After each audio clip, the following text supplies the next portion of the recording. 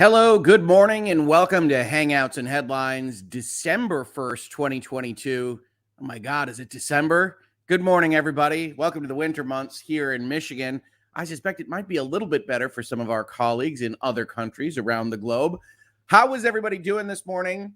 Did you miss me on Weekend Wednesday? What did you do on Weekend Wednesday?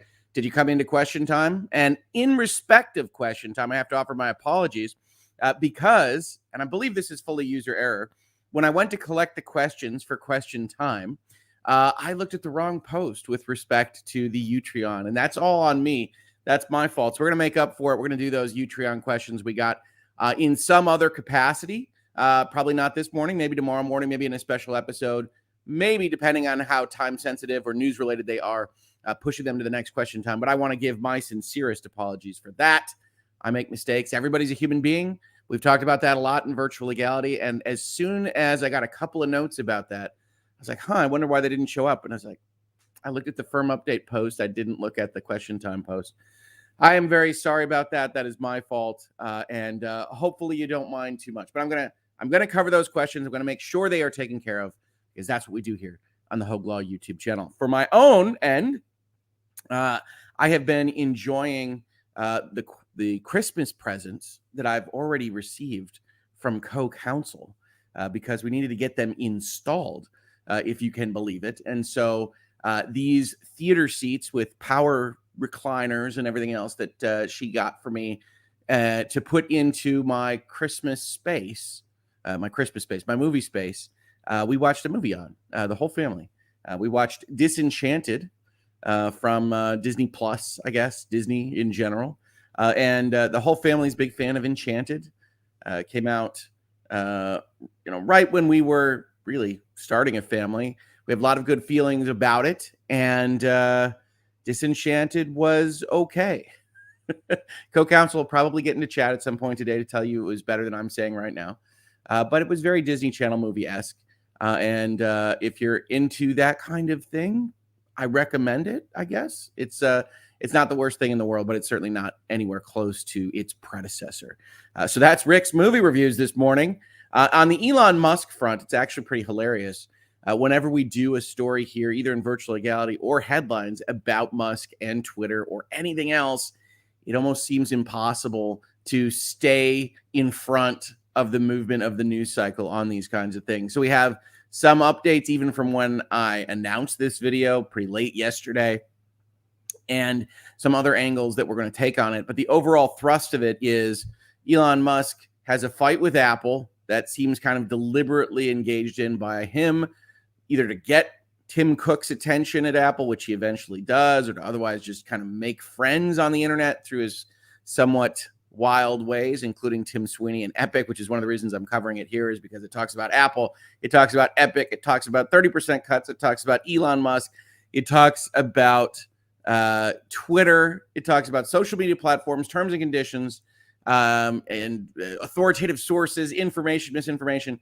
A couple of people linked it to me and said, this is like everything you ever talk about outside of Microsoft and Activision, which I don't believe makes an appearance in any of the things we're going to talk about today. But we are going to talk about Twitter again. It's kind of a Twitter update video. We've got a number of different headlines. We may or may not talk all the way through, and we've got coverage of the Deer platform from channel favorite Taylor Lorenz of the Washington Post. So get excited for that. We've got a lot to talk about and walk through there. I don't know if we're going to cover every paragraph of these 7 articles or whatever that I have ready, but we are going to talk overall about both how this is getting reported on in various quarters. We've got places as far afield as Ars Technica and Reason Magazine and Washington Post articles, Fortune, very different interests in covering this particular story over the past week. But in my opinion, it's clearly getting journalistic clicks. It's clearly getting attention from people. People are invested and interested in this story. And so it's covered in all sorts of places, which also is part of discussing things on headlines. So with that said, how is everybody doing? Did you see Disenchanted? What did you think of it? Did you like the first movie? How do you feel about Elon Musk? How do you feel about Twitter? How do you feel about anything in between on those topics before we hit into the headlines? Disenchanted was okay, says Leslie. Hey, Leslie, love the cat. Not great, not terrible. I kind of feel the same way. I don't think it's awesome. I don't regret sitting there and watching it. My family had a great time. got to try out our new movie seats, which was really, really cool. Thank you, co-counsel, for that present. But like the songs were demonstrably worse. The plot line's a little bit unfocused. Amy Adams is still awesome. Patrick Dempsey has absolutely nothing to do in the movie. They could not solve that script for him or his character, so that's pretty sad. I wish they'd done more. It seems like I say that a lot with respect to Disney Plus, and so I try to remind myself they have Andor. I really love Andor. Andor is one of my favorite things this year. And not everything Disney Plus feels straight to video and terrible, but a lot of it does. A lot of it does. Lovely says, hello, Mr. Hoeg, and hello, Hangouts and Headlines crew. Hello, crew. I like crew. That's a fun word. What is Disenchanted? I used Dispel Magic in D&D this week, so question mark.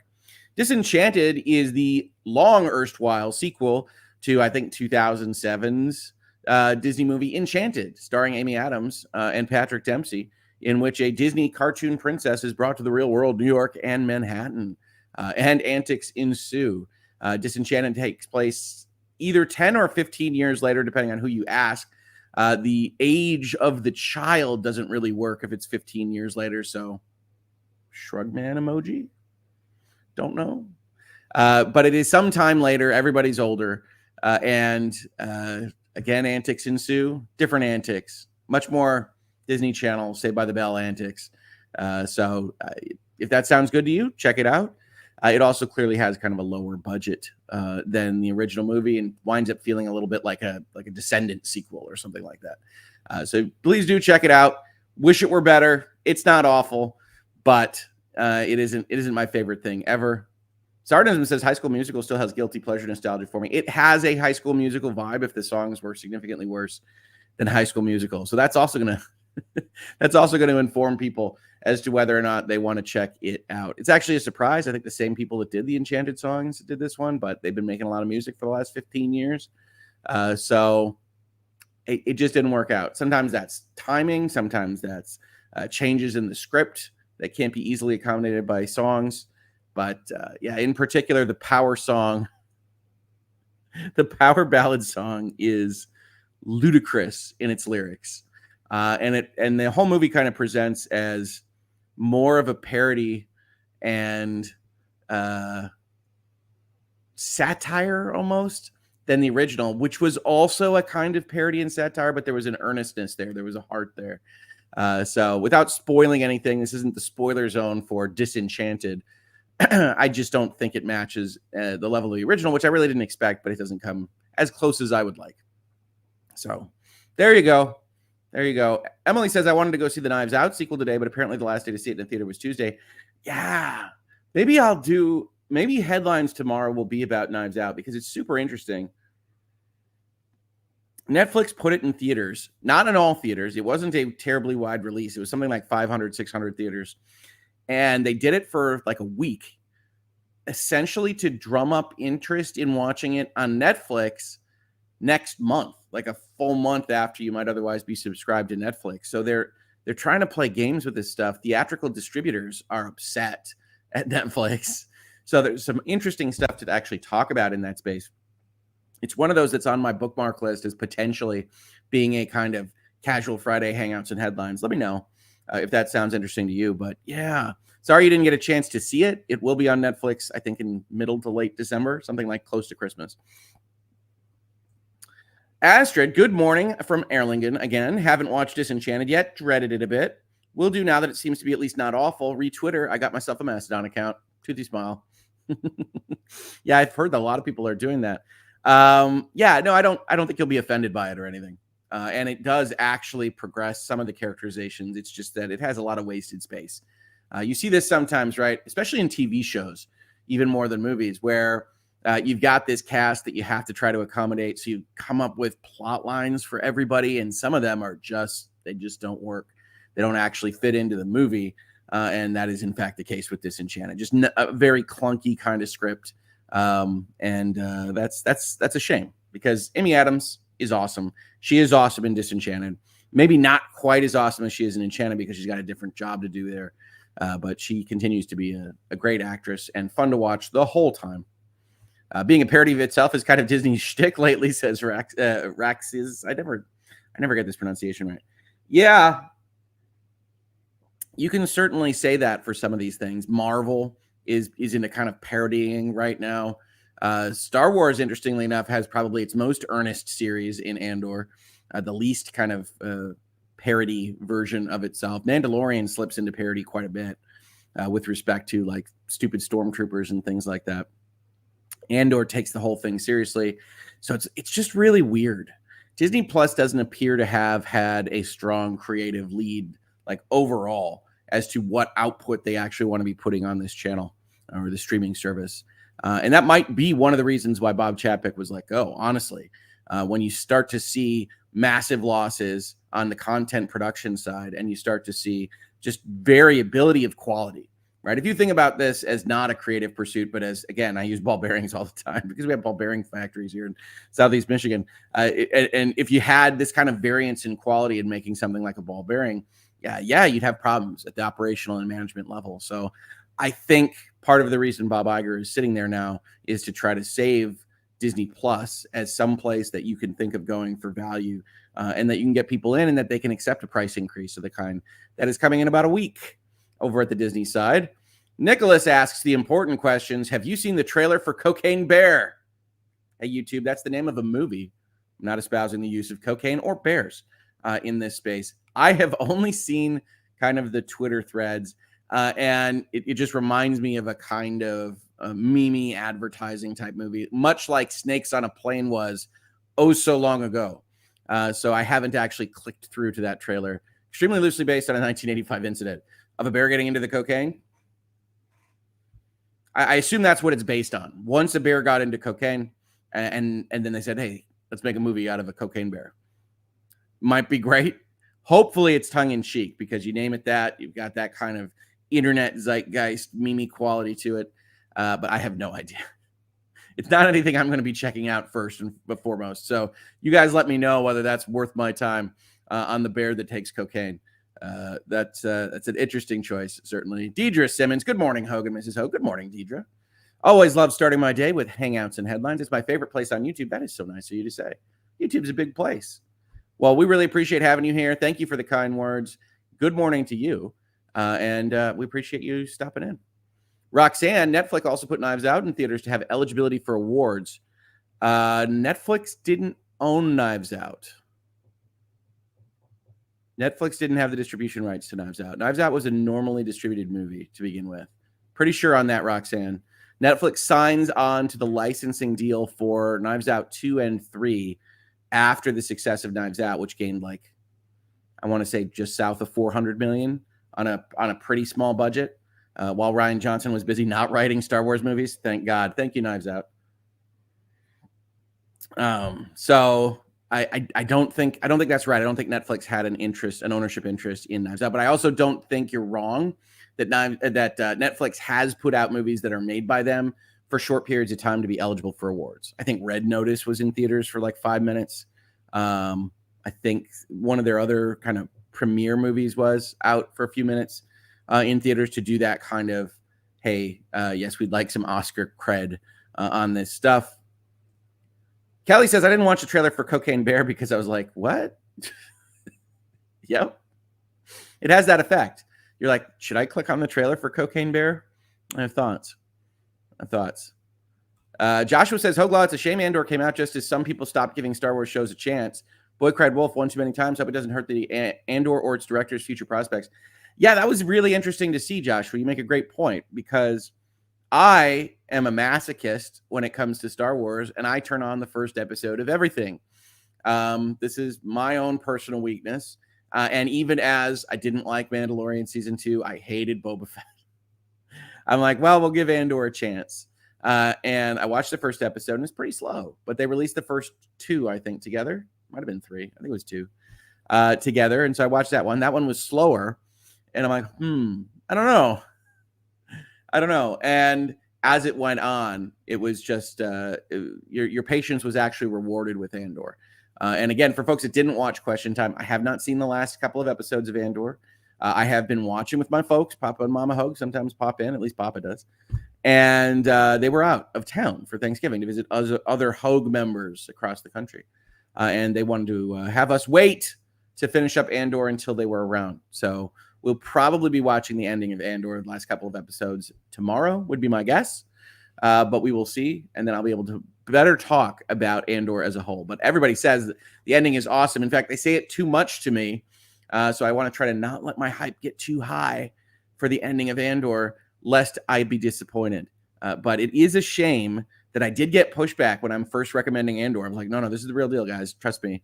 They're like, nah, I've been burned too much by Disney on Disney Star Wars. It's like, I don't blame anybody for saying that. So it is a shame. Hoeg, have you seen Black Panther? Watched it, enjoying it, though found it a bit too long. I assume you mean Wakanda Forever. I have not seen that. Probably at this point in time, as we head into the holiday season, we're going to wait for that to come out in a fashion that I can watch it at home. So missed that window. I did some other fun stuff instead, saw a bunch of Christmas lights over the break, and just didn't go to the movie theater. So I'll probably watch it when it comes out at home. I definitely will. But I don't think I'll be getting to it in the theater. Next movie tickets for the Hoeg clan are Avatar 2, The Way of Water. So my daughter in particular really loves Avatar 1. And so we watched the Avatar re-release in theaters, which was awesome to see that 3D again. And then I bought tickets to Avatar 2 on the biggest screen I could find. So, hey, I make no promises about the plot of Avatar movies, but I'm sure it'll be a visual treat. And we're looking forward to it. So that's the next movie for us. I really am looking forward to it. I think it'll be fun. Kelly says Snakes on a Plane was an awesome guilty pleasure. I'm trying to remember whether I've actually ever seen Snakes on a Plane or whether I've just seen trailer footage and clips and things. I don't remember. So it either had absolutely no impact on me or I didn't see it. They already made Cocaine Bear. It's called Ted. You know what, Half-Blood Hella? That's a good joke.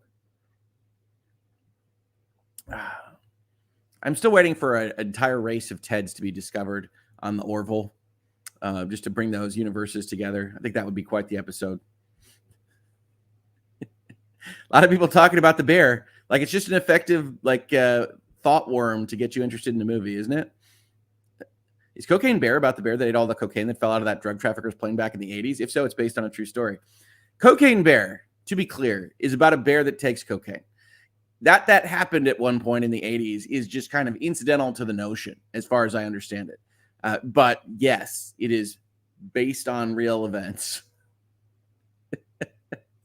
Have I watched Willow yet? Nope, we elected for Disenchanted instead of Willow. It was kind of the choice being made yesterday. Had such high hopes, but couldn't even get through the whole first episode. Pretty cringy and CW-esque production value. Man, I hope not. But you're probably right. Snoopykins coming in with the unpopular opinion. Unpopular opinions are welcome as long as they're well-reasoned. Snoopykins, I really dislike Star Wars, Star Trek, anything with a star, really, or most shows to do with spacey things. That's totally okay. If you had said, like, you only hate half of them, but you really like space or something like that, that's different than, I don't like that genre. You know, I'm not a big fan of certain genres. I'm not a huge fan of the cynicism of noir, even though I like some of the stylistic effects of a noir movie. I don't like this notion that, you know, all is evil and corrupt and it's all just fighting against the darkness that will win every time. It's not a genre that I enjoy. So if you tell me, hey, I don't like airlocks or aliens or planet hopping or whatever else might characterize star shows or movies for you, it's totally okay. It has to be a really very good Western for me to enjoy it. There's a lot of dumpy Westerns I don't like very much. So, yeah, I totally get that. Everybody's allowed to not like specific genres, believe me. Every time I talk in October now, which is once, about my love of horror movies, very specifically kind of psychological horror movies, people still come in and say, I don't like horror at all. Totally fine. Acquired taste, maybe. Very specific genre. Absolutely more than fine.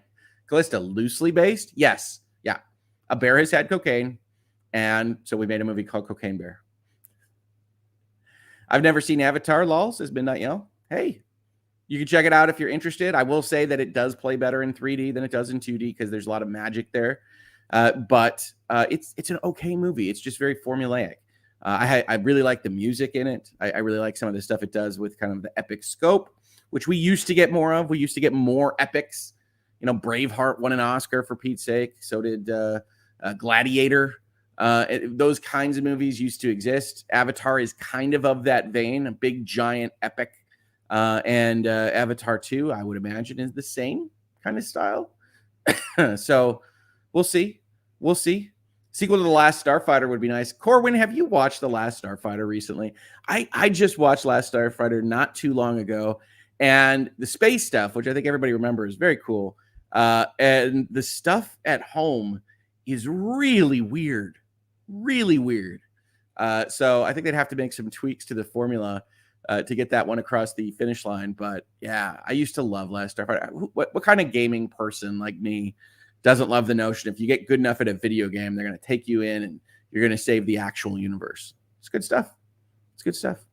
We've got other people talking about cocaine. YouTube's going to look at this chat or this video and be like, I don't, he's not actually like advocating for drugs, but they keep talking about this bear a lot. Sue with the super chat. Good morning, Sue. Good morning from West Michigan. Sipping out of my holiday gaming dino mug this morning. Cheers to you. When might we see Waffle Bear merch?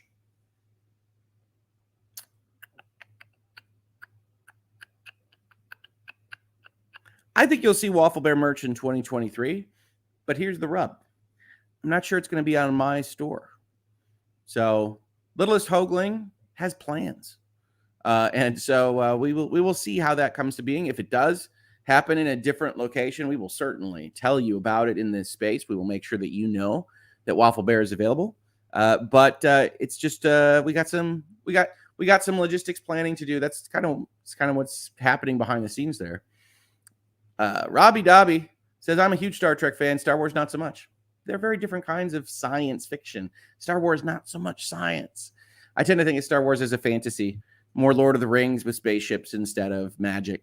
And Star Trek is, at least ostensibly in part, what it could look like to explore the galaxy, even though, you need dilithium crystals, and replicators cause all sorts of interesting economic questions, both in terms of energy resource management and unlimited goods, all sorts of things we could talk about with respect to replicators and transporters and dilithium. Here's Bradley Rogers just yelling Dune, which I'm always for. Dune, one of my favorite books.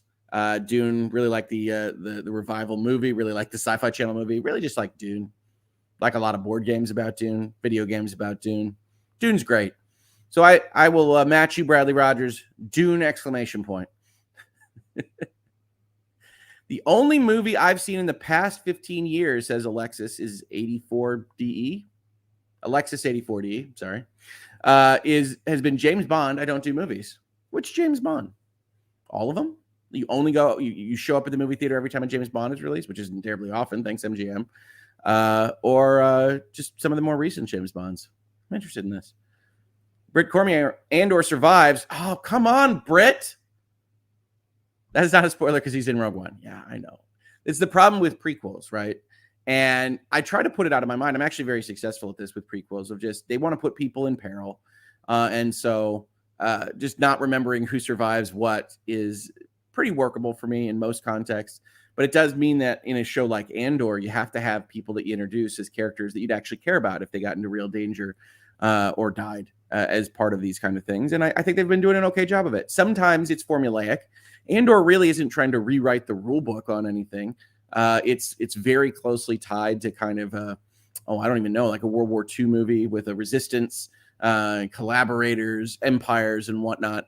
And it's pretty much just hitting those notes, but it's hitting them so well compared to some of the stuff that we get from Disney and elsewhere on streaming or in our media lives, that it's just really, really enjoyable. So he cannot die in the prequel. Thank you, Brett. Prequels to prequels have no appeal to me because I know they will survive. Like pod racing in the first set of Star Wars prequels. Brett, let's talk about this. Let's talk about you. Thank you for the super chat, by the way. But it cannot be that the only interest you have in a story is whether or not the characters die, right? That can't be the only interest that you have in a tale like Andor or Episode 1 or any other prequel you can imagine.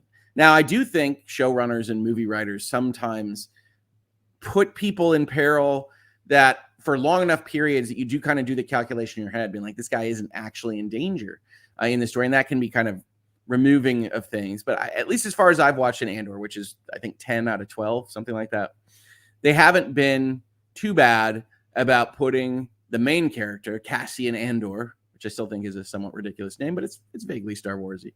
It's better than, what is the one from the video game? Cal Kestis. I cannot stand. I hate that name.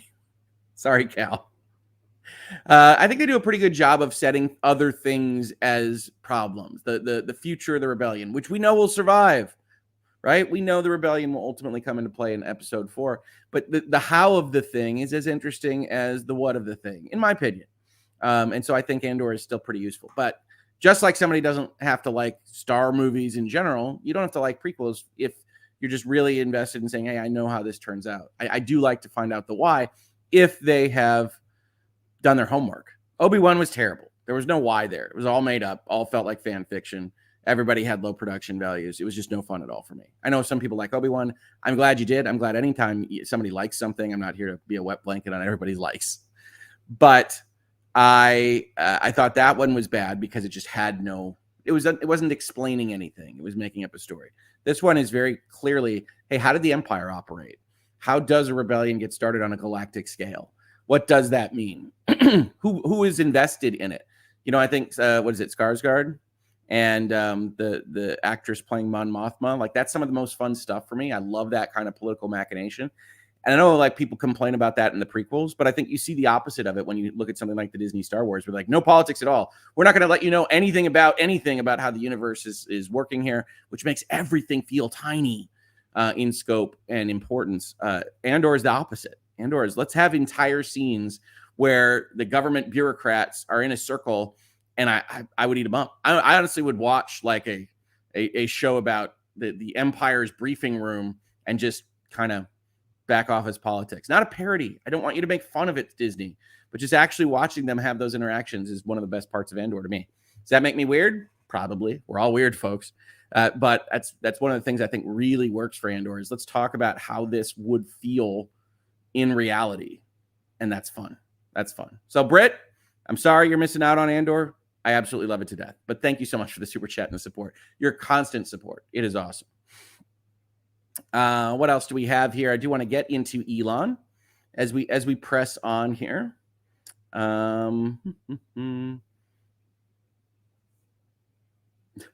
Joshua, death is the ultimate form of expression or something. Britt might have a point. Makes you wonder.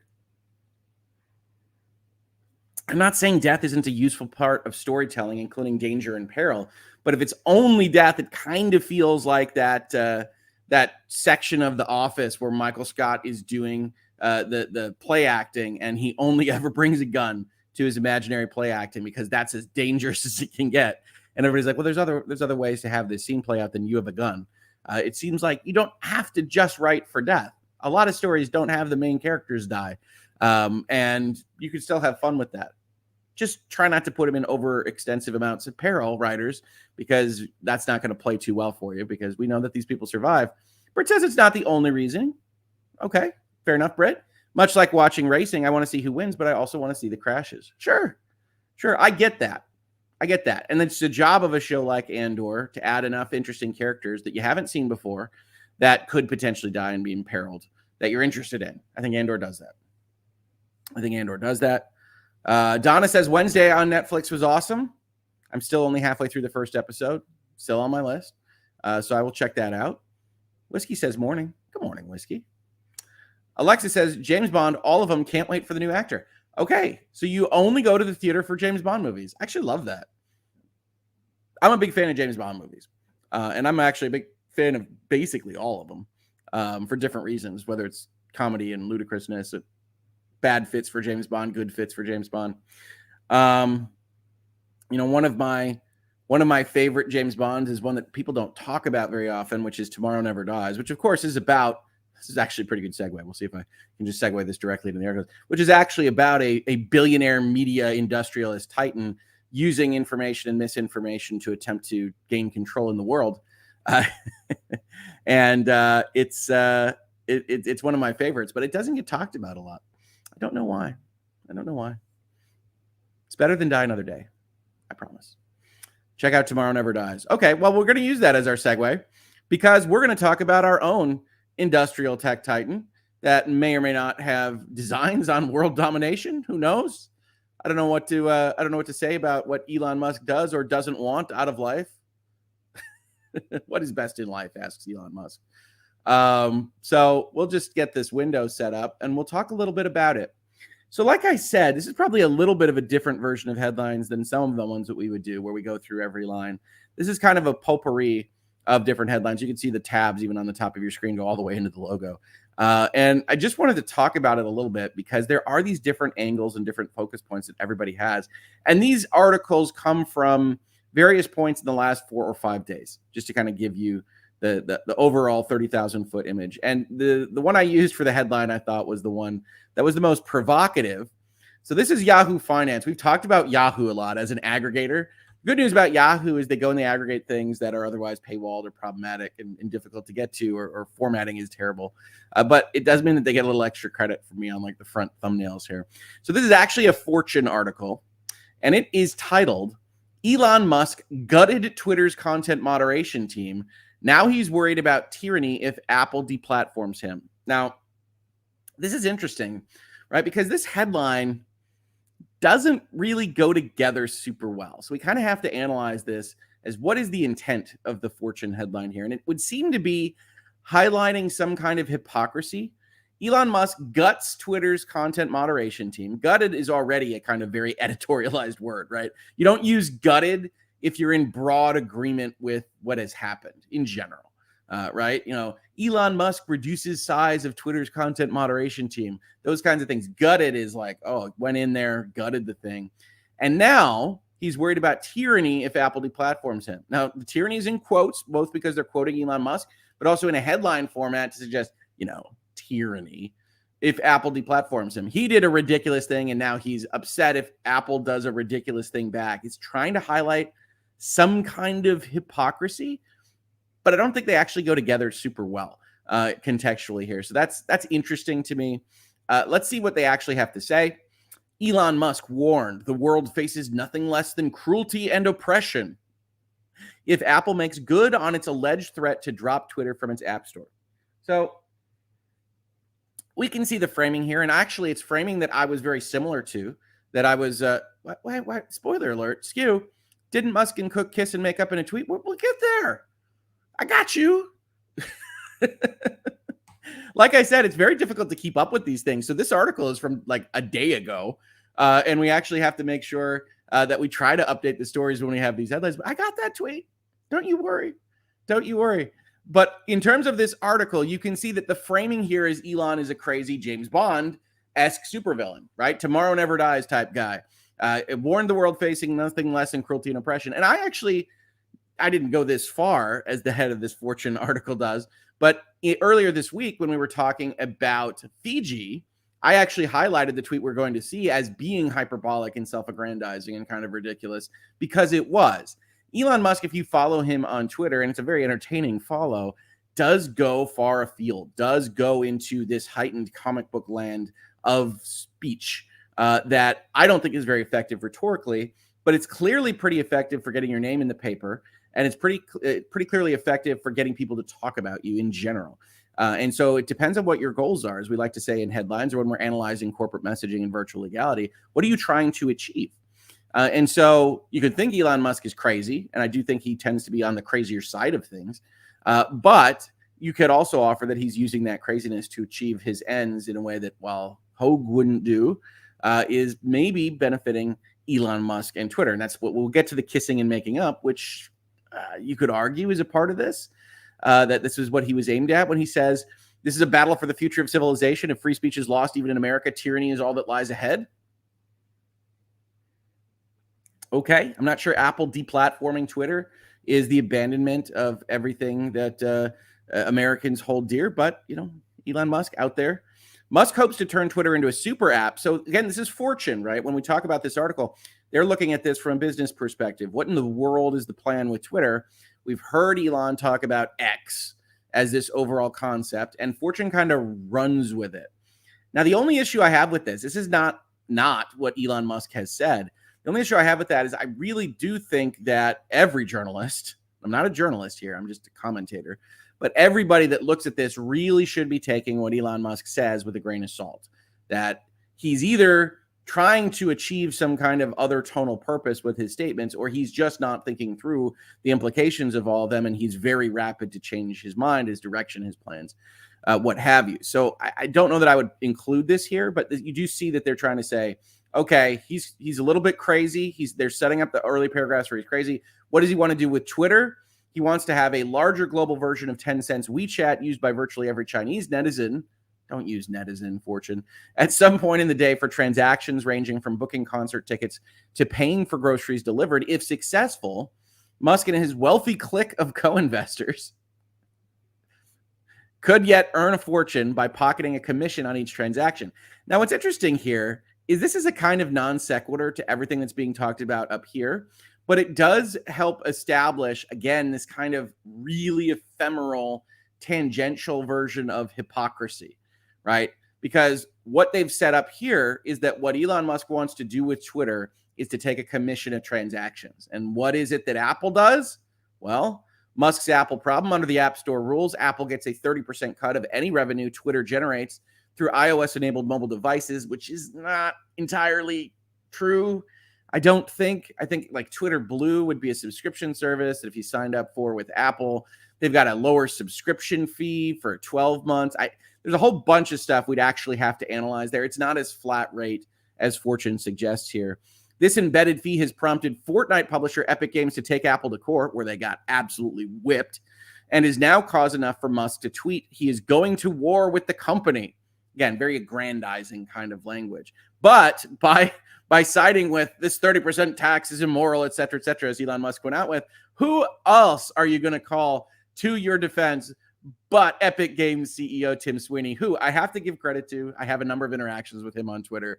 We fight a little bit. He tries to defend himself. I try to point out problems. And he is always engaged, and he has always been willing to have that conversation.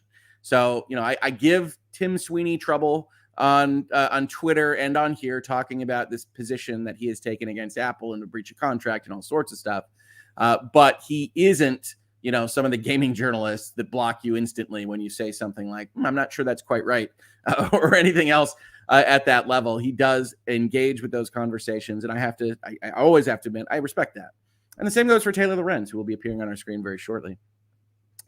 Musk has accused Apple of pulling its advertising on Twitter, arguing its executives like Tim Cook must therefore hate free speech. No, we just hate your speech, Elon. Epic Games CEO Tim Sweeney offered his backing to Musk's stance on Monday, tweeting, "Apple is a menace to freedom worldwide.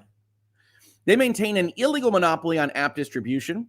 They use it to control American discourse, and they're endangering protesters in China by storing sensitive customer data in a state-owned data center." Wow.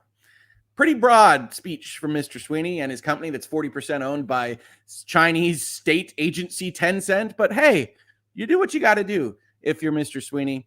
So these two getting along on Twitter momentarily, but elsewise, people are not so keen on him just declaring war on Apple all of a sudden. Fellow billionaire Mark Cuban says, hey, we have no idea what free speech on Twitter is because you are the judge and the jury. There's some truth to that, certainly. And if you're mercurial in that role, it isn't terribly helpful to knowing exactly what you can or can't say on Twitter. Apple was Twitter's biggest advertiser in the first quarter, accounting for more than 4% of the latter's revenue through its $48 million worth of ads. You don't want to lose 4% on your margin. And yet we're not talking about somebody that's dedicated to 20% of your margin. Should Apple pull Twitter from its App Store, a threat Musk claimed on Monday it had made, it would deal a potentially lethal blow to his ambitious turnaround plans for the loss-making app. You want to keep Apple's money if you can. Is it a lethal blow if they decide to get upset? I don't know. Musk has therefore threatened to develop his own alternative to the iPhone that could siphon customers away from the company's cash cow. And this is what I mean, right? This is what he goes out there with. I will have to make an alternative phone if there is no other choice. Sure. Maybe he would. He's very impulsive on these kinds of things, but you just see this kind of threatening language. Twitter faces mounting criticism. So that we've got that first kind of concept. He's fighting with Apple. Let's make sure we get to the end of that story before we move on to the human rights and misinformation stuff, which is also part of this video. Just a lot of stuff to talk about. And we do get Elon Musk thanks Tim Cook for taking me around Apple's beautiful headquarters. Good conversation. Among other things, we resolved the misunderstanding about Twitter potentially being removed from the App Store. Tim was clear that Apple never considered doing so. Now, this is Elon Musk messaging out and committing on a political capital kind of basis to the world that Apple's not going to pull Twitter off of their store. Now, that doesn't actually solve one of the primary issues that he had when he really started getting animated on Twitter, which was that Apple and some of their communications department was saying, yeah, no, we're pulling marketing because we don't know what leadership's going to do and we have issues with the way Twitter is going to go. But Elon Musk going so broad got himself a face-to-face meeting with Tim Cook. You and I can't do that in general, and was able to presumably not lie about this because Tim Cook doesn't come immediately into the tweets and argue this point and say, hey, they're not going to pull Twitter off of the App Store. And it really wouldn't seem likely that they would do that in any event. So there's Elon Musk declaring victory, kind of, but not over the fight that he was having with Apple directly, which is about marketing dollars. And so you see kind of Mr. Musk at work. But that's the end of that story. Thank you for the super chat. Yep. They kiss and make up a bit, because the actual removal of the app from the store never seemed to be a very high likely outcome of this. You still got marketing issues. Then Yahoo Finance / Fortune continues with, on Monday, international human rights groups warned his decision to eviscerate. We've got gutting. We've got eviscerate. Keep your eye on those bits of language. The company's content moderation team risked making Twitter a party to mass atrocities in foreign countries where artificial intelligence is incapable of detecting hate speech spread in local languages. So I think the notion of this paragraph is that Elon Musk intends to have AI and robots check for language he doesn't like, Twitter language that is unacceptable, more than people. And he fired huge chunks of the company. I don't even think we have a good number of remaining employees yet established here. And that they won't be able to do that for non-English language as well as they can do it for English. And reasonable minds can differ about how well the robots can police speech in English as well at this point in time. Now, I do have at least a problem, a small one, with suggesting that the communications platform is a party to these kinds of things. And this is part of what we're going to talk about now as we head into kind of like the second half of discussing these headlines, which is how responsible is Twitter? This is very much a reasonable minds can differ kind of thing, and it's kind of political, I guess. But it's really a discussion of, what level of culpability does a platform have if a bit of messaging goes and incites a riot, if a bit of messaging goes and encourages a bad act. Should Twitter be the police force here? And if you've been in Virtual Legality with me for a while or on this channel for a while, that I have a fundamental problem with these platforms deciding what truth is and what authoritative sources are, and that I'm generally going to be in favor, even if I don't much care for Elon Musk's management or communication style, of the platforms taking a more limited role in establishing what you or I can see. That doesn't mean that it's not worth a conversation about the edge cases of this thing and whether Twitter should be held liable, because that's what the law does, right? The law holds things as problems enough to make you pay for them. And that's what controls behavior, right? And we see variations of this in things like DMCA takedowns. We see platforms, YouTube is the most guilty of this in general, suggesting that they have to take down something that gets a DMCA notice, no matter how ridiculous. And that's wrong. I put that up. I respond to that almost every time they say it on Twitter and say, no, it's just that your incentives are aligned that way, that Congress has put forth that you aren't liable if you do these various things, but you certainly don't have to. You don't get liability from not doing them. And that's a distinction that the platforms like to use to be ambiguous. Twitter here is fighting a public relations fight that we'll see in a number of different places based on the notion that they have to be policing or they are essentially an accessory to terribly heinous things like murder and genocide, right? This in particular is, I believe let's see here, one of its wealthiest states. I don't remember. I think this is India, right? Yeah, the hot link stuff was throwing me. So in India, you've got commentators on India saying things like it just takes 4 hours from a tweet to go into a mass atrocity in the Indian context, which sounds awful. But the question is, what liability do we want to impose on Twitter for that? And then really thinking through the secondary order kind of questions. If we do impose liability on Twitter for that, where does that end? And if we can't put a good answer on that, then you start to get into the moderation policies and the problems that I tend to have with YouTube or Twitter or Facebook or wherever.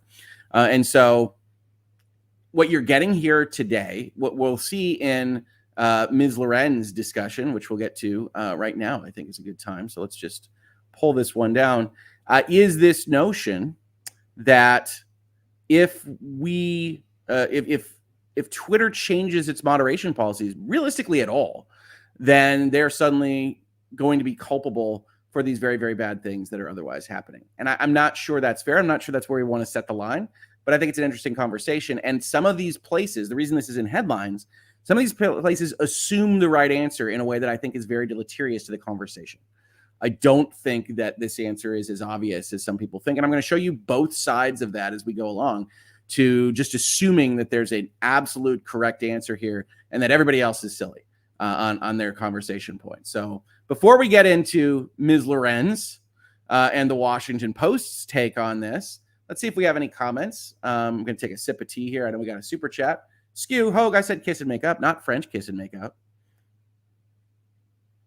I don't really want to think about Elon Musk and Tim Cook French kissing. That's just me. But that's me and Tapco oligarchs in general, right? Ew, rolling on the floor laughing emoji. In any case, crisis averted or more to come? Oh, if there's one thing I've learned about covering Elon Musk and the Twitter saga in 2022 is there is no limit to more to come, right? He'll just start a fight. I mean, this Apple stuff came out of nowhere. He just had a Twitter thread that was like down with Apple, and Tim Sweeney joins in. He's like, yeah, down with Apple. It's like, okay, great. I do love him, by the way, calling out the illegal monopoly of app distribution when literally no court anywhere has found for that right now. But that's all right. You can believe what you believe, Tim. That's A-okay. Get that information out there. It's probably misinformation as you say it right now, but that's all right with me. See, that's the difference. Let's get this window the right size. Right size these windows. And we will get into a very chill headline from the Washington Post. Twitter ends its ban on COVID misinformation. Oh, all right. Thanks. Nailed it. And I did see a late super chat coming in here.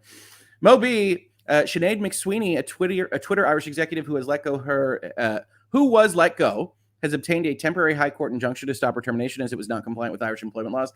You know, I saw that this morning. It is not part of our tab parade here. But yes, certainly we talked a little bit about it. When the resignations came in, and I said something along the lines of, I'm not sure these are legitimate resignations. People asked why. I said, well, because the setup is you say yes to the hardcore Twitter.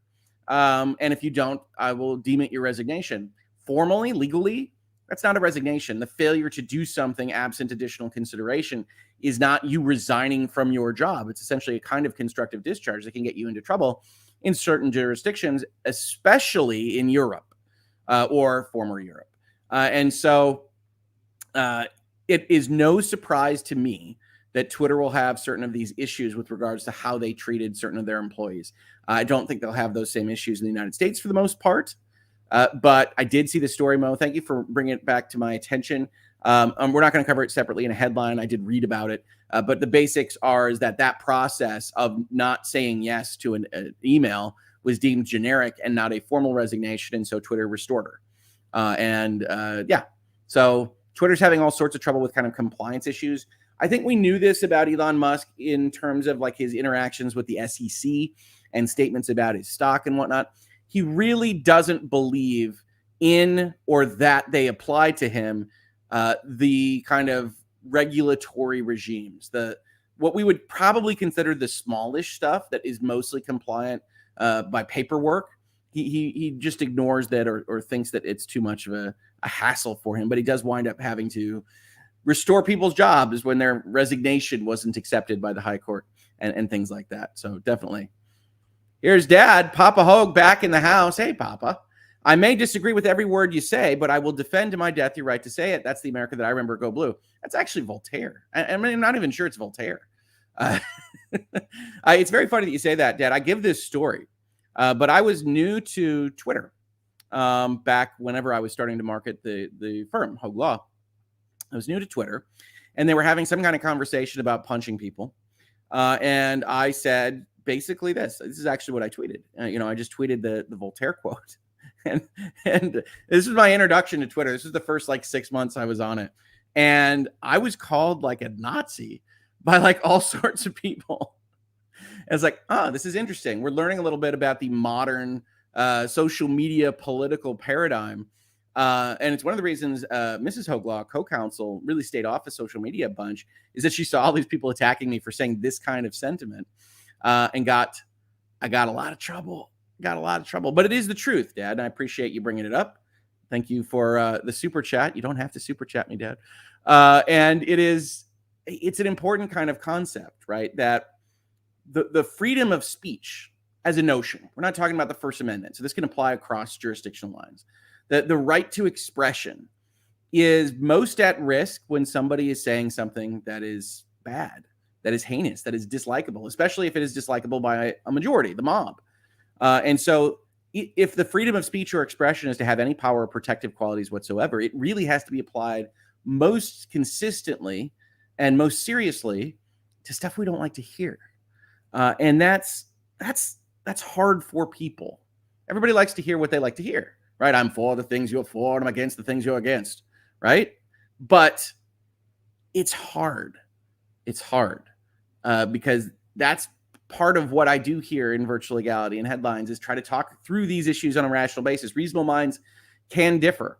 And at the fullness of freedom of speech, unreasonable minds can say what they want as well, which is a big problem for a lot of people, definitely. Nicholas, Swedish cursing is mostly religious words and inappropriate usage of farm tools. I like your locution there. Can be hard for AI to differentiate it from church quotes and John Deere warning labels. Do not sit on front end of tractor.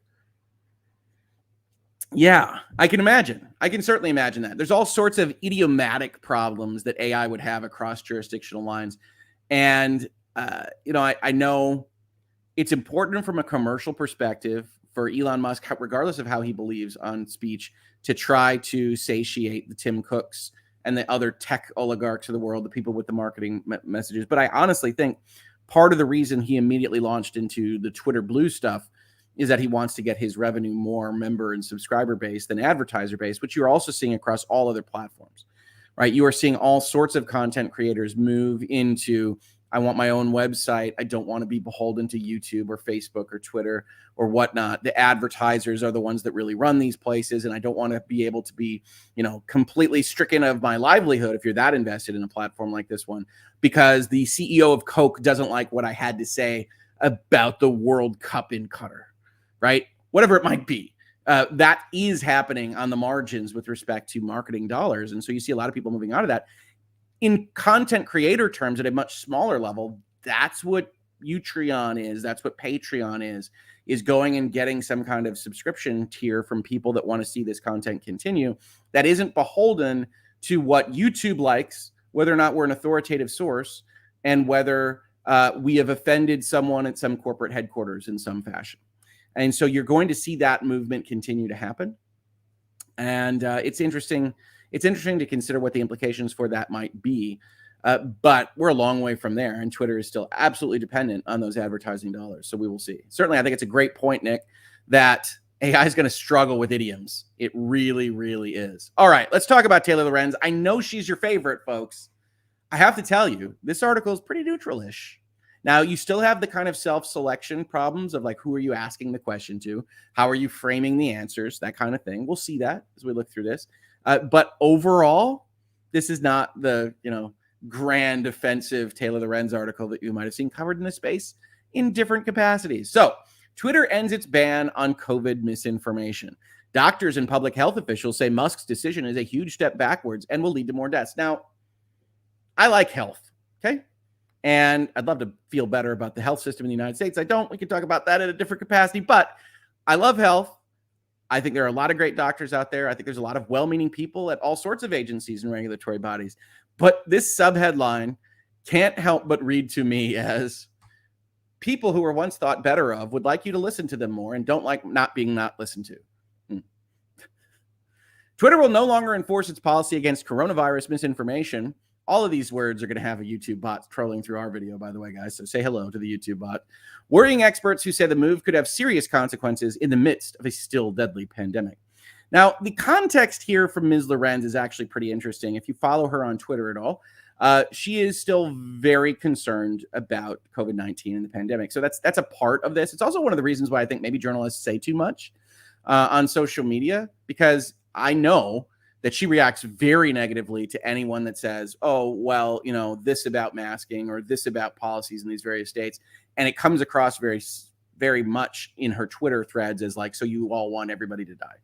And it's like, well, no, I don't think so. In fact, I'm in favor of anybody doing whatever they want vis-a-vis their security on this stuff. But you can see how first she gets this task and how she's going to present it. The rollback of Twitter's COVID-19 misinformation policy is just the latest pivot since Elon Musk took control of the company a month ago. She loves pivot, doesn't she? If you might recall, that's exactly what she accused folks like Legal Bites of doing vis-a-vis Johnny Depp and Amber Heard. Twitter introduced its policy against COVID misinformation in 2020 during the early days of the pandemic. We'll get back to that in just a second.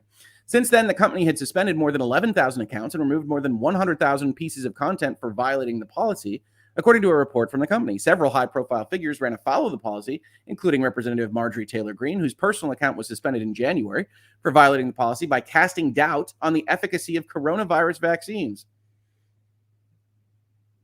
Her account was reinstated last week. Experts in public health praised Twitter's efforts to tamp down on COVID misinformation. In a 2021 advisory report to technology platforms, U.S. Surgeon General Vivek H. Murthy cited Twitter's policy as an example of how tech companies should go about combating misinformation. So here's the first bit of interesting kind of what this story is. We're going to look at the Washington Post. We're going to look at Reason, which is, if you're not familiar with it, I don't know how to describe it at this point. It claims that it is a libertarian magazine in the United States. I don't know if that's fully accurate. They're certainly going to advocate for certain things that are of a libertarian bent. We'll see that in a second. And we're going to also look at an Ars Technica headline that takes the exact opposite approach. So lots of interesting stuff here. Health misinformation is a serious threat to public health, Murthy wrote. It can cause confusion, sow mistrust, harm people's health, and undermine public health efforts. Limiting the spread of health misinformation is a moral and civic imperative that would require a whole of society effort. Now, this is a government official, right? This is the U.S. Surgeon General. So the story here is, between all those sources that I was just talking about, is government. And what role Twitter has on that. Is Twitter becoming a mouthpiece? You'll see some of my colleagues, other lawyers on YouTube, start talking about the state action doctrine, which can potentially apply liability to a place like Twitter if it is otherwise acting as an arm of the government in the United States. And that is going to continue to become a question. And it wouldn't surprise me if it became a congressional inquiry, honestly, on some of this stuff, because more and more has come out about exactly how the governments of the world, including right now vis-a-vis Twitter, the EU, we'll talk about that last on our parade of tabs today, have been suggesting that Twitter do various things or else face their wrath. And that's a problem, right? That's a kind of duress, certainly from a regulatory body. And we'll talk about that as well. But the headline item here is that the Surgeon General was getting listened to, wanted to be listened to. Twitter was giving special authoritative power to places like the Surgeon General's office, the WHO, the CDC. And that might be right to some extent, but those bodies, as we know from the last 2 years, can, giving the benefit of the doubt, they're human beings, like any other human being, can make mistakes, can press too hard on one thing or another. And part of the checks and balances system to those mistakes in general is being able to argue against them. Say, hey, I'm not sure that that's right. And yeah, people can be crazy. Hey, don't eat light bulbs to try to ward off the coronavirus. But usually you can identify those crazy things and the things that are proper to say, hey, how did you get there? What is your data? Those kinds of things. We're getting problematic notes or bans or suspensions all across these platforms from 2020 till now. Still, honestly, just me mentioning it this much might result, you might see this when you're watching it in replay mode or otherwise, to this video might result in a note that says, you know, find out the good COVID information here because this guy's a crazy loon. And I'm not talking about COVID. I'm talking about Twitter's policies regarding COVID, but you never know. YouTube can't tell. However, Twitter has also struggled to police misinformation accurately and recently began labeling some factual information about COVID as misinformation and banning scientists and researchers who attempted to warn the public of the long-term harm of COVID on the body. Now, this is Taylor Lorenz's specific bugaboo, right? This is specifically what she is talking about on Twitter very often. is people that are suggesting that long COVID isn't real or isn't as significant as some people might otherwise say. And it's a debate on social media and these various things. It really bothers her. And that is apparent to me just following her, just watching her on social media. And that presents an issue when trying to report on it at the same time, in my opinion. And your mileage might vary. Reasonable minds can differ on this. But it's hard to kind of differentiate that, even though as a headlines kind of topic, I don't really see much here other than the same thing that we see in all these kinds of articles and conversations, which is what is misinformation, right? You don't have some kind of high-level, multiverse-oriented a way to tell what is truth and fiction, especially when the scientific process is ongoing. And so one of the issues I think that happened over the past couple of years is this jump to whatever they say is information, whatever you say against them is misinformation. And that continued even as they changed. And that created a massive amount of distrust. These are my opinions. They don't have to be yours.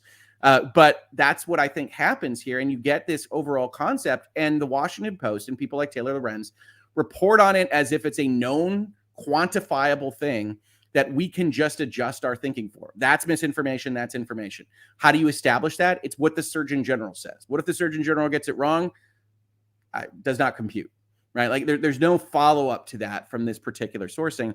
And I think that's a problem. As of last weekend, many tweets promoting anti-vaccine content and COVID misinformation remain on the platform. And for Ms. Lorenz, the issue is she doesn't give examples, right? We can't judge whether this is in fact the case. I have no doubt it is, right? There's stuff that's wrong everywhere, but that stuff that is wrong comes from all sides. And that creates a problem when you're just trying to silence one or the other. That's from me. That's not from the Washington Post. There is a real danger of setting yourself up with the task of deciding what is true and what is false. Emily Dreyfus, co-author of Meme Wars, The Untold Story of the Online Battles Upending Democracy in America. Very short title. Well done. Said of Twitter's fumbles surrounding COVID misinformation. Now, this quote is absolutely right. But I'm not sure Ms. Lorenz uses it to its great effect here, because she's trying to back up this point in terms of, she summarized it as in terms of Twitter's fumbles surrounding COVID misinformation. But what are you, if you have a misinformation policy at all, what are you doing except trying to establish what is truth from what is false? But she said that was all the more reason to improve the process and policies, not scrap them altogether. During the pandemic, social media companies finally realized misinformation is a life or death issue because medical misinformation about COVID had such dire consequences it could not be ignored. Musk getting rid of these policies is backtracking on years and years of painfully won lessons on how to make the internet safe and not harmful. And now I'm not going to begrudge this expert her opinion on this kind of stuff, but this is the authoritative kind of argument, right? We know best. Other people can't hear these things or else they're going to kill themselves. And that has not been my experience. People do come into the comments. Maybe they'll come into the chat right now and say, well, Rick, you're a smart guy. Thank you. But not everybody is. And so we have to be more careful about those things. I think that's fine. That's fair. It's a good kind of critique of my own position on this stuff. But where does that end, right? Because we do have to treat adults like adults at some point. And I don't want Elon Musk to be in charge of what's information or misinformation, right? You had Mark Cuban's commentary in that Fortune article that said, we don't know what freedom of speech is because you're the judge and jury. Well, Elon Musk is the judge and jury of all aspects of this. So you can criticize him, but you do have to ask the question, especially if you hate Elon Musk, of do you want this guy deciding what is truth and what is false? What is information and what is misinformation? I know I don't. But that goes for Elon Musk. That goes for Donald Trump. That goes for Joseph Biden. That goes for everybody. And so this is one of those areas where I think social media is going to continue to really struggle, because there is certainly a strain of folks that believe this kind of thing, that say, essentially, you have to be muzzling certain voices or else you're not doing your job. And that strain of folks might well pass legislation or otherwise discuss making these platforms liable for that kind of activity.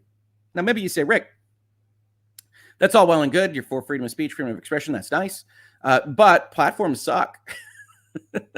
YouTube should be liable for something. Twitter should be liable for something. Facebook should be liable for something.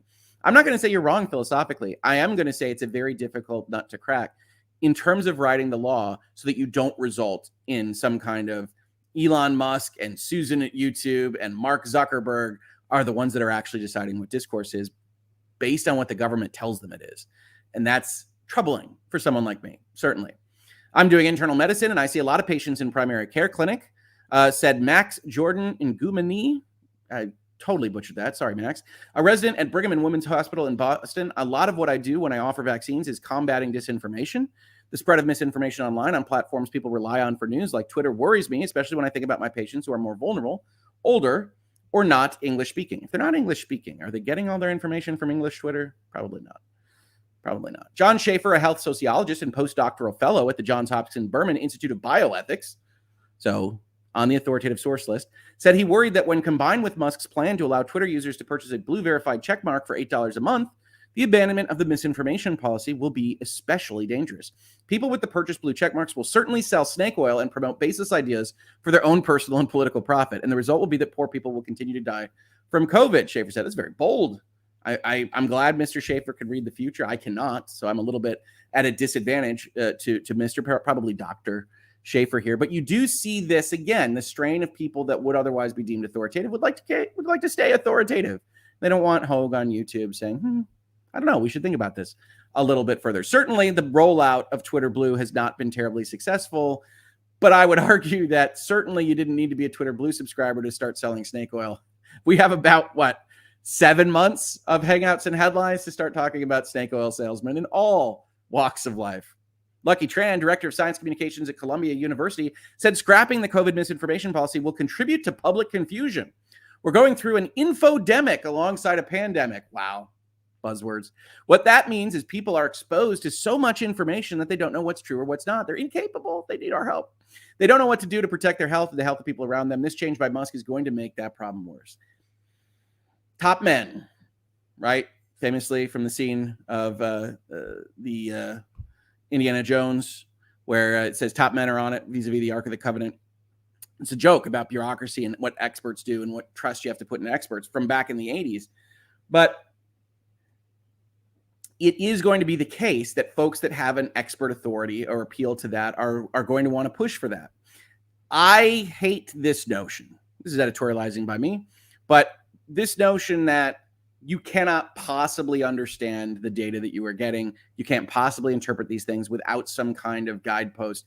And more specifically, it's important to understand, we're not just talking about a guidepost between, oh, this is a bad idea, this is a good idea, to kill what these folks deem to be the bad ideas and to not combat whatever ideas the authoritative sources put out there is intensely problematic for a discourse around these kinds of topics.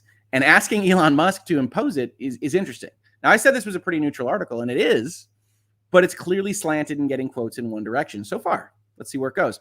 The move comes as Musk appears to be shifting more of the responsibility to policing misinformation to users through the company's Birdwatch program, which isn't called Birdwatch anymore, it's Community Notes, which allows Twitter users to rate and add corrections to tweets. Lately, however, as Birdwatch has scaled to more users, incorrect information about COVID has been added to tweets simply because a mass of users upvoted it.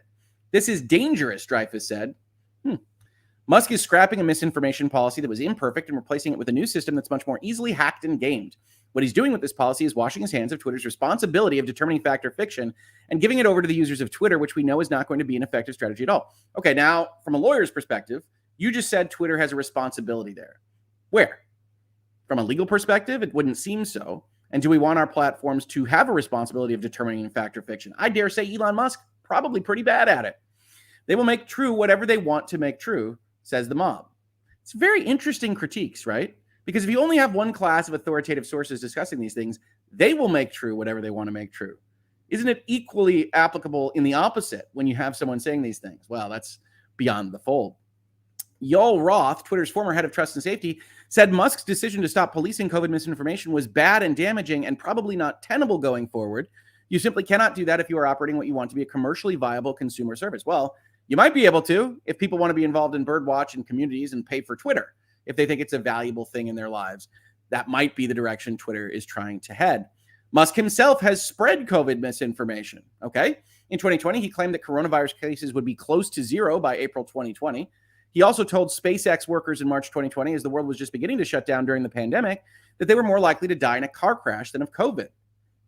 That June, he reopened the Tesla plant in Fremont, California against county health and safety orders, but promised employees they could stay home if they felt ill and would not be penalized. Employees with COVID who did stay home, however, were promptly fired. Now, that's a description from Ms. Lorenz. I dare say Mr. Musk would argue some of the finer points there. But certainly, missed prognostications in the spring of 2020 are not Elon Musk's province alone, and certainly not even the province of non-authoritative sources on these kinds of things. So misinformation on this level is a question mark to me. Certainly, it proves to be wrong, but a lot of stuff that a lot of people said proved to be wrong. So I don't know whether we should hold feet to the fire on that or not. Musk also called virus-related restrictions fascist on a 2020 Tesla earnings call. That's not misinformation. That's a political opinion that you or I can most certainly agree or disagree with. During a podcast appearance in September 2020, Musk said he was not getting vaccinated and downplayed the virus's death toll. Everybody dies, he said. Okay, so Elon Musk, something of an asshole, not necessarily spreading misinformation in that paragraph. But experts say Musk's decision will lead to more deaths. It's a huge step backwards in a pandemic that has killed 1 million Americans and millions more worldwide. It's certainly to get many more people killed from COVID than otherwise would. The Twitter backing out on their misinformation, essentially banning and suspension policy, will get many more people killed. So that's the overall assertion here. What do you think? So as I said, I think Taylor Lorenz here is relatively neutral in presentation, but not neutral in what she chooses to present, right? If you just read the Washington Post, it's the apocalypse. It's the worst possible thing Twitter could do. There is no reason for them to have done it. It's a James Bond villain running the store, and all the experts agree that this is silly, right? That's what you get from the Washington Post, but that's almost certainly not the end of the story. We've seen enough in this space to know it is not the end of the story at all, right? So before we head into some of the more politically oriented stories on this score, what do you all think of this? I see somebody saying something goes into the swear jar. I guess, yeah, I swore a little bit. Sorry. Prime time type swearing. So I appreciate that. What do you think of this particular analysis of what's happening, right? Sardism says, I'm missing the part where that's misinformation, not just getting it wrong. My godmother is a pediatrician, and she thought we had nothing to worry about right up until we did. Yeah, I mean, I think you could kind of watch it happening. And the truth is that they're talking about March of 2020. I remember having a conversation about it in Asia in about December of 2019 and talking through with the family, not sure what it's going to mean for the U.S., not sure whether it's going to come over, these kinds of things. By February, there were runs on stores. And so I had talked to CoCounsel about that.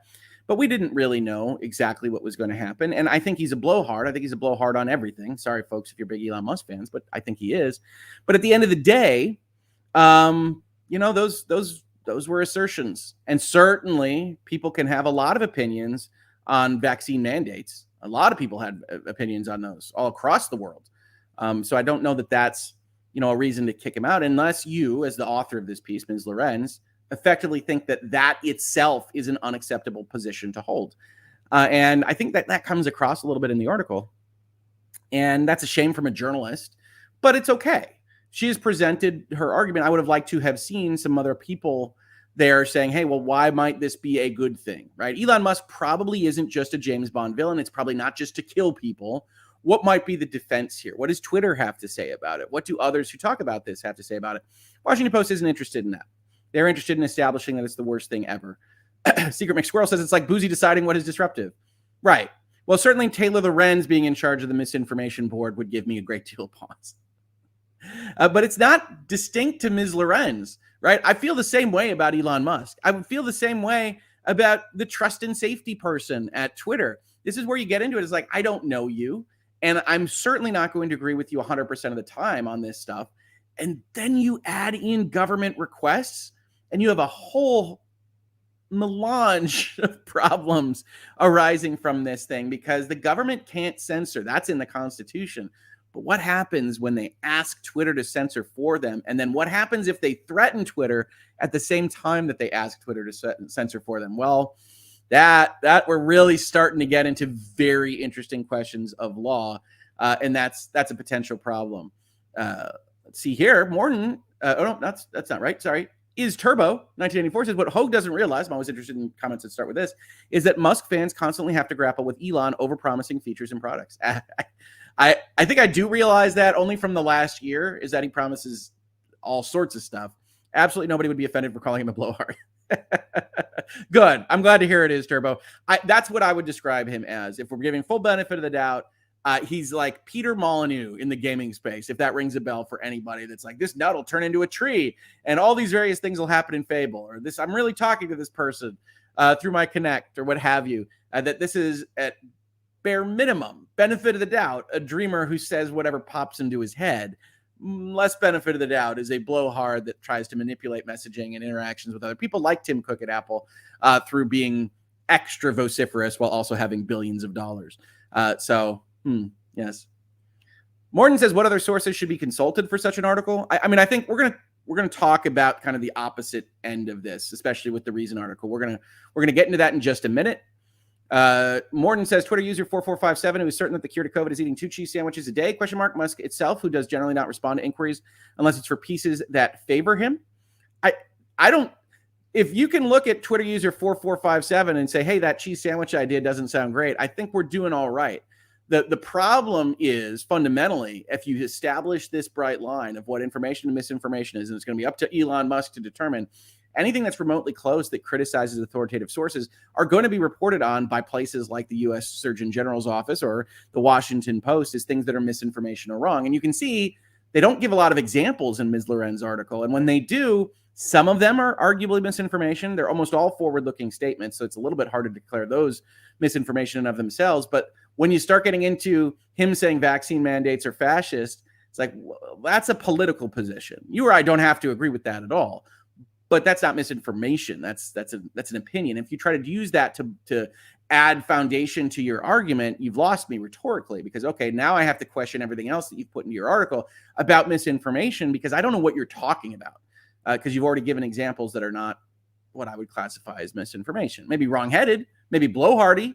We don't have to give Elon Musk the benefit of the doubt of every political thought that he's ever had in his mind, but not misinformation. And if you start to blur that line, then I say, that's where we really start to have problems. Because if you got a misinformation guy at Twitter saying, no, can't say that, it's like, why not? Why can you not argue that the mandates are fascist if that's what you want to do? Because I think that's a useful bit of society to have that argument, and maybe a strong defense comes out, you're ridiculous, you're a ridiculous person, and here's why they're necessary, here's why they're good, here's how they save lives, whatever it might be. But just killing that conversation entirely not only hurts the conversation and getting to better information, it also makes people conspiracists. Right? The reason you have this lack of trust, the reason you're having these conversations is because you did see all this offboarding of things that were contrary to what authoritative sources told you. And you might be in favor of that. You might be entirely in favor of the U.S. Surgeon General or the WHO or the CDC or how they comported themselves and all of this. But if you just say, hey, we're going to kill everybody that says anything against them, it raises questions for people to think about these things. Why? What are we talking about? If it's stupid, it's stupid. We deal with stupid information all the time. If it's not stupid, shouldn't we have that kind of pushback and questioning of our regulatory bodies, especially if they have the power of the gun and jail or getting rid of you and having you fired or whatever else it is that they could do to you? They were really affecting livelihoods on this. And I think that's worthwhile to talk about. And I don't want Twitter, of all places, to get in the way of that, because I don't think they know what they're doing on this. And that goes well before Elon Musk. That's Jack Dorsey. Right? We have videos here about Twitter making stupid decisions and writing stupid policies and having terms and conditions that can be interpreted however they want. I would see that avoided if we could. So I get it. There are people saying stupid things. The question is, should all of that be removed by a decider that you or I don't know how they decide things in a room somewhere in San Francisco or elsewhere?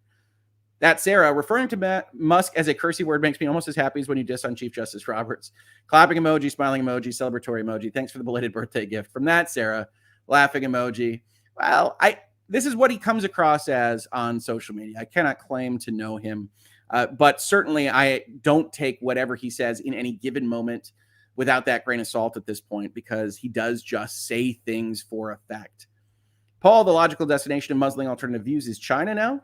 It's possible. It's certainly an authoritative, not so separate from authoritarian kind of perspective on these things. And I do worry about that.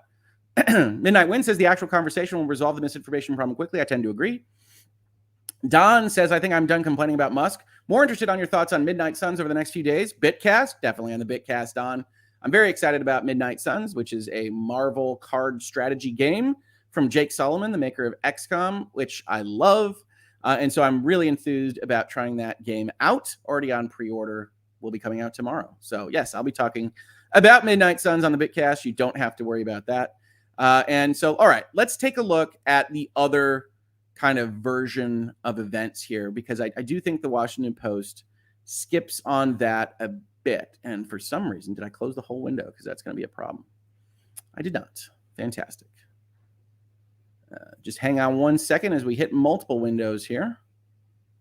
I think this is the right one. Perfect. We can see that it goes. Oh, got to get rid of all these ads. I know people are going to say, use your ad blocker, Rick. I like to give the places I use the articles from ads. You get something like a CNN business article. Twitter is no longer enforcing its COVID misinformation policy. Headlines, very chill, very similar to the Washington Post, but you get the same kind of commentary. Here's the U.S. Surgeon General, Dr. Vivek Murthy. Twitter did not formally appear to announce the change. They just put up a note on their website. So if we go and we look at this note, it just says, effective November 23rd, 2022, Twitter is no longer enforcing the COVID-19 misleading information policy. And that policy primarily starts in March of 2020. And so I apparently scrolled the wrong way because it's backwards on this. And for whatever reason, I didn't set it to the right place. So apologies there. But they talk about broadening their definition of harm. So this is listed as April 1, 2020. We have broadened our definition of harm to address content that goes directly against guidance from authoritative sources of global and local public health information. Will remove content where it has a clear call to action that could directly pose a risk to people's health. They got all sorts of these kinds of lists that talk about going against authoritative health sources, right? We've broadened it again in March.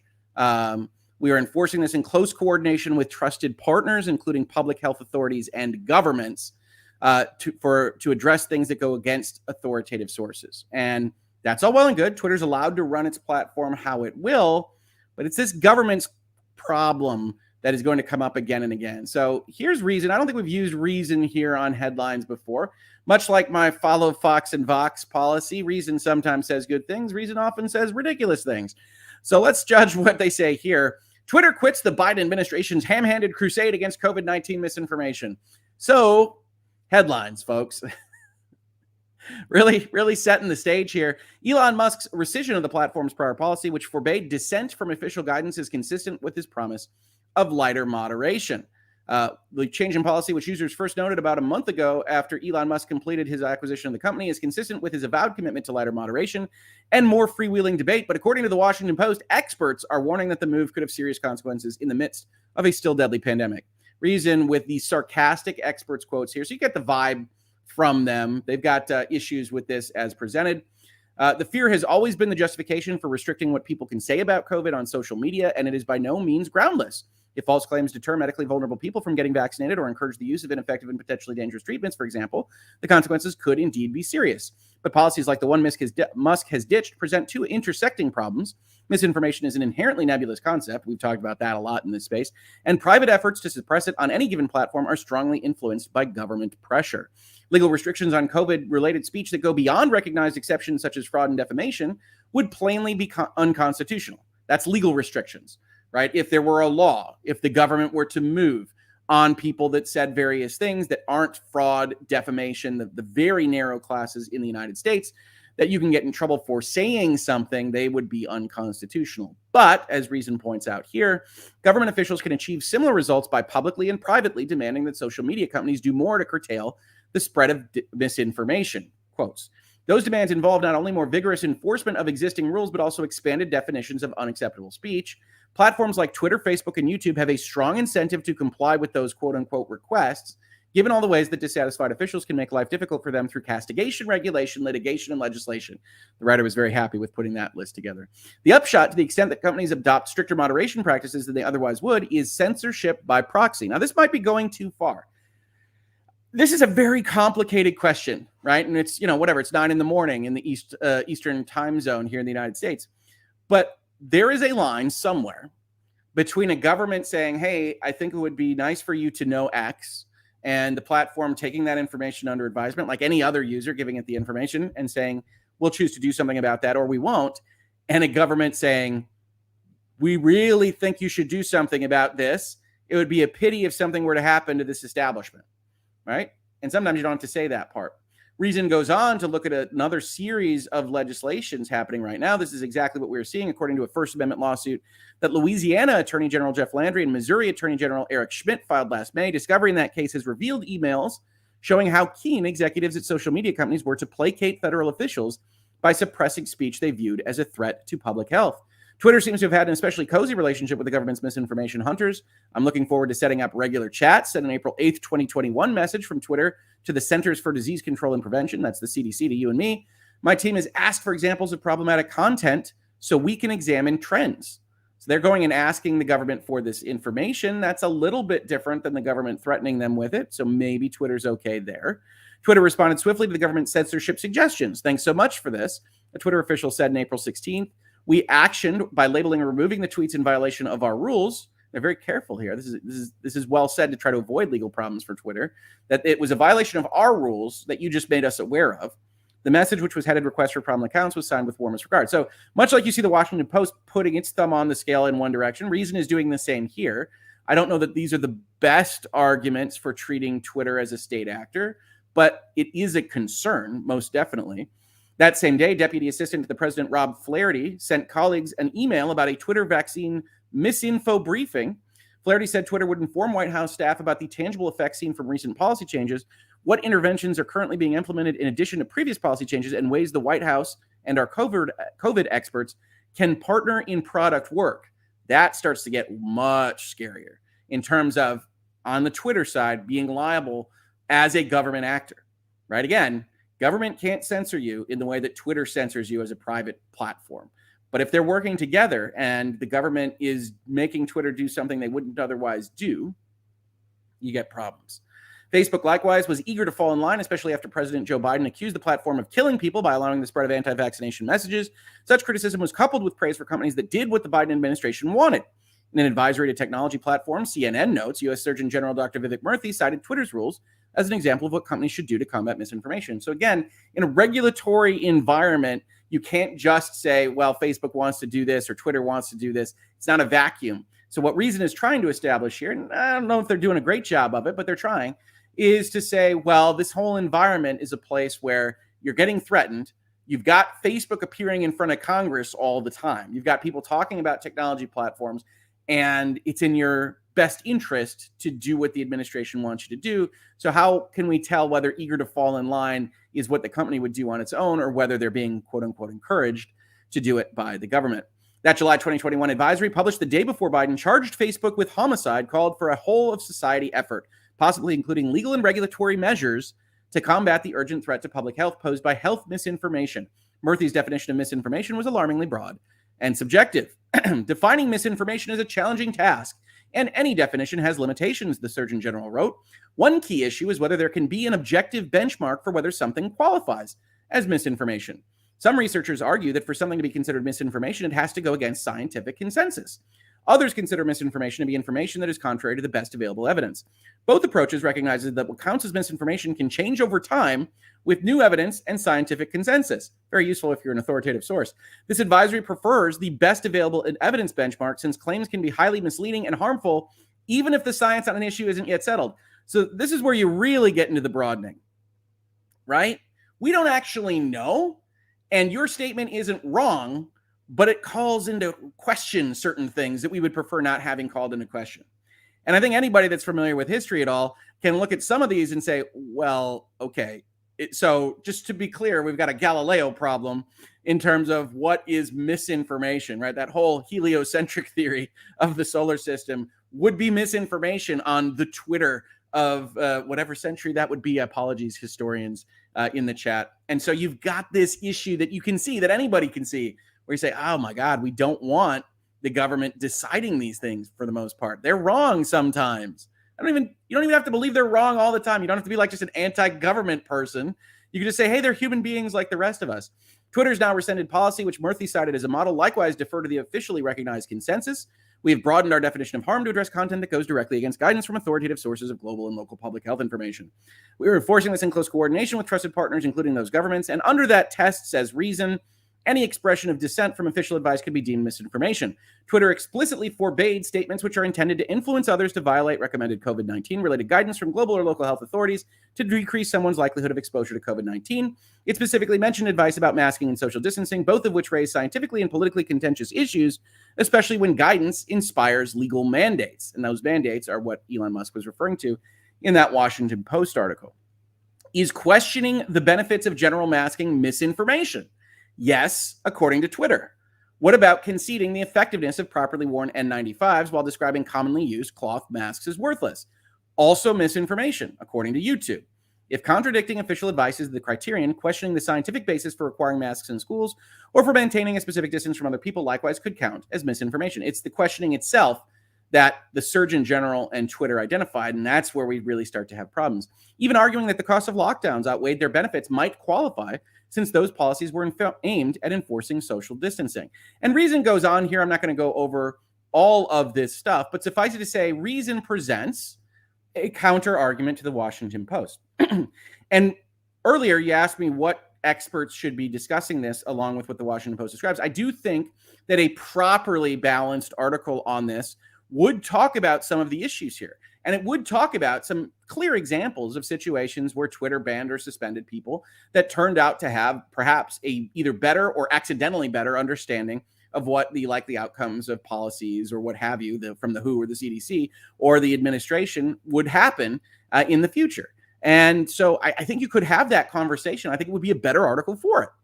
I don't begrudge the Washington Post from putting up whatever it wants, but we're going to talk about it, and they take one side of the expertise on this particular issue. That's Reason.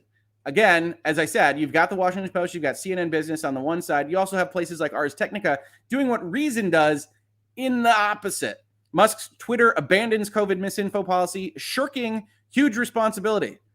Now, by the way, this isn't like what experts say is a huge responsibility. The actual headline is that Elon Musk and Twitter are shirking a huge responsibility, and Ars Technica labels it, puts it under the category of fun times, right? And I didn't highlight, I don't think, any particular aspect of this, but the opening heading here is, under the leadership of billionaire Elon Musk, social media platform Twitter has abandoned its efforts to prevent the spread of dangerous COVID-19 misinformation on its platform, dismaying experts who say false and misleading health information can harm individuals and put lives at risk.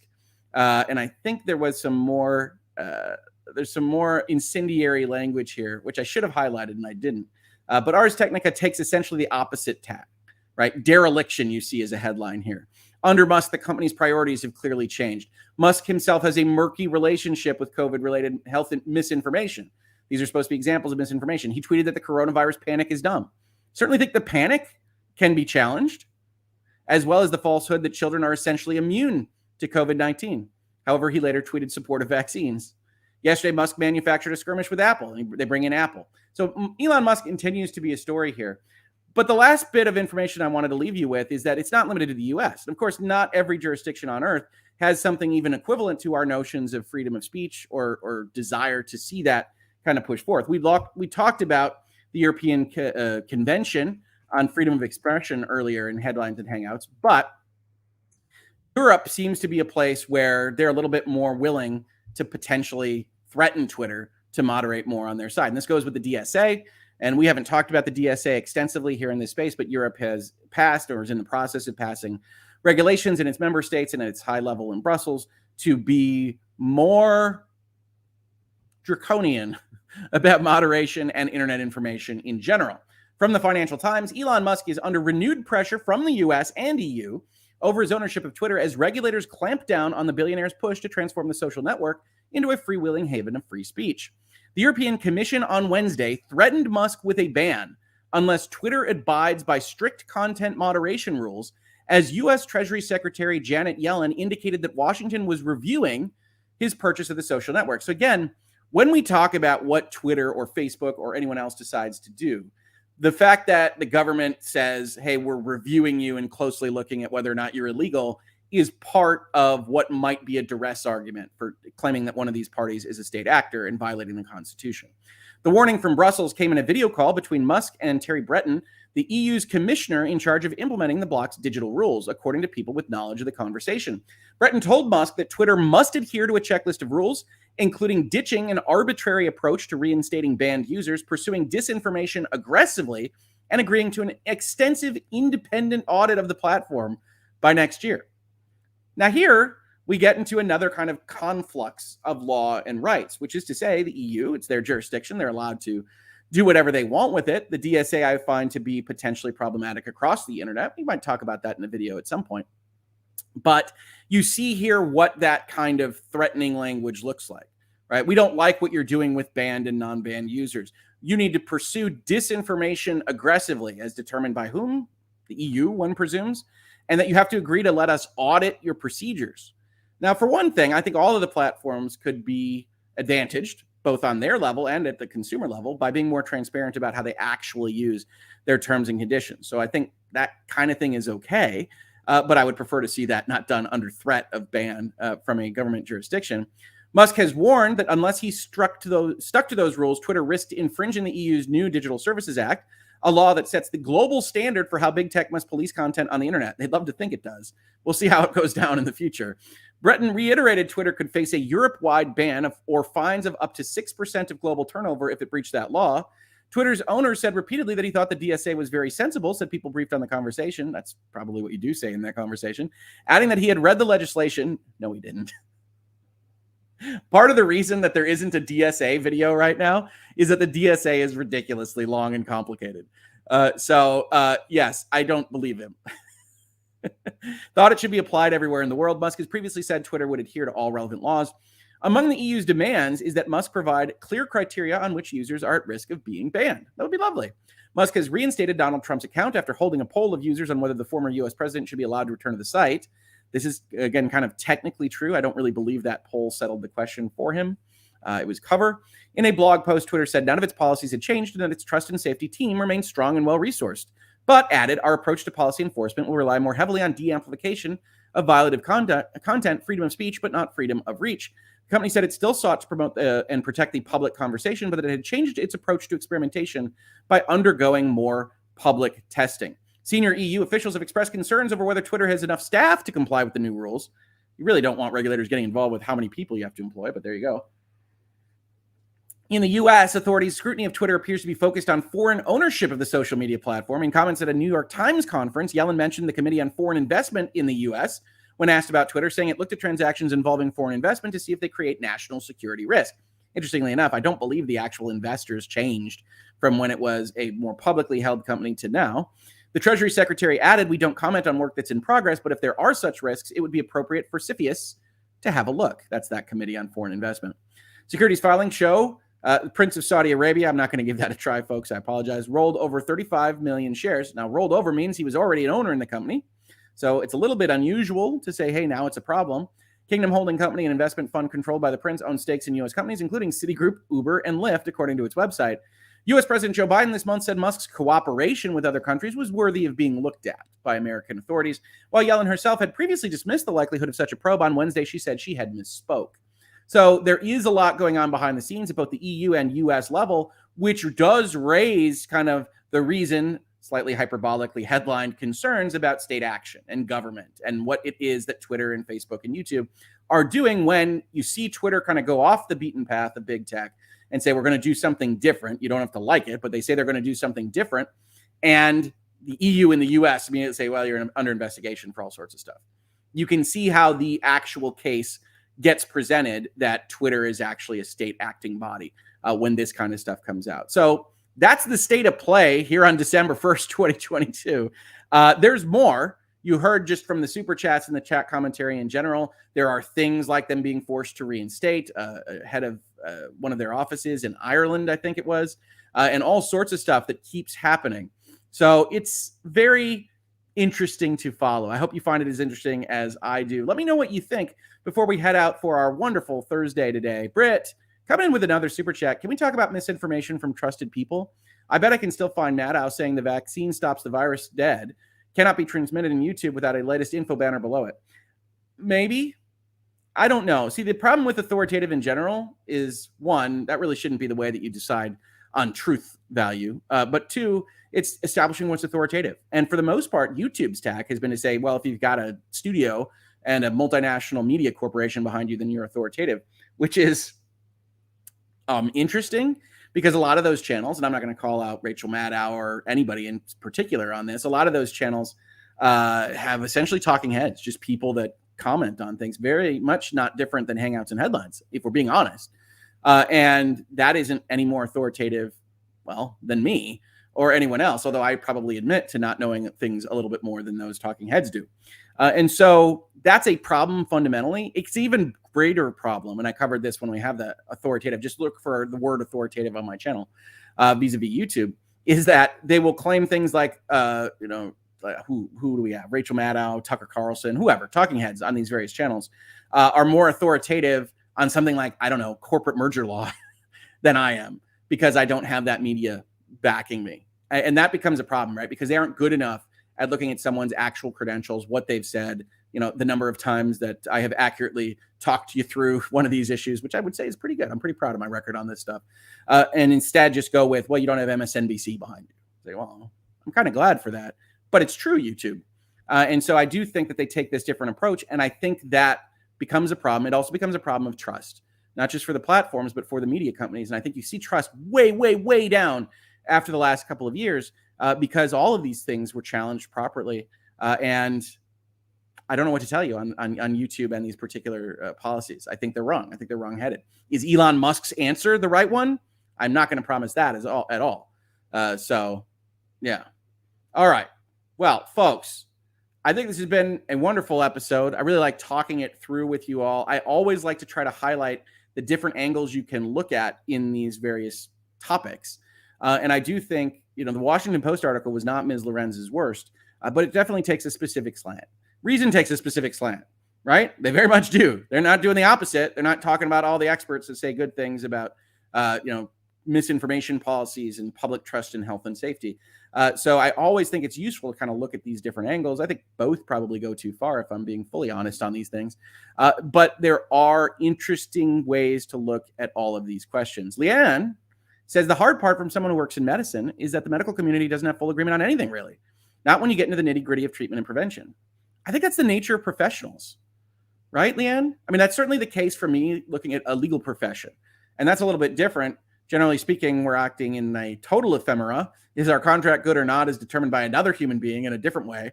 And here you actually can save people's lives. You actually have some kind of quantitative metric that you can look at.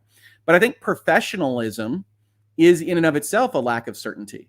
As I get older and as I've been in my career for longer, I only realize more and more of what I don't know. And thankfully, I have referral networks and people I can send folks to because I am at least intelligent enough to get a potential client call and say, oh, I don't do that. Let me tell you who I think can help you. And I would imagine that the medical profession is no different. Much like law, it's divided into specialties. Specialties might not cross over in information. And much like law, I imagine there's a lot of medical professionals that have a very high opinion of themselves and their opinion and the research that they've done themselves. So I suspect that is the nature of complicated questions of the human experience from professional industries. And that creates the exact problem that you mentioned, which is that, okay, what is scientific consensus? Should scientific consensus actually bar anybody from questioning it? I would argue no, pretty vociferously.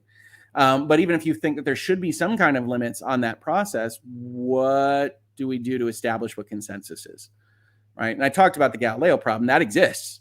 There is no question that it does.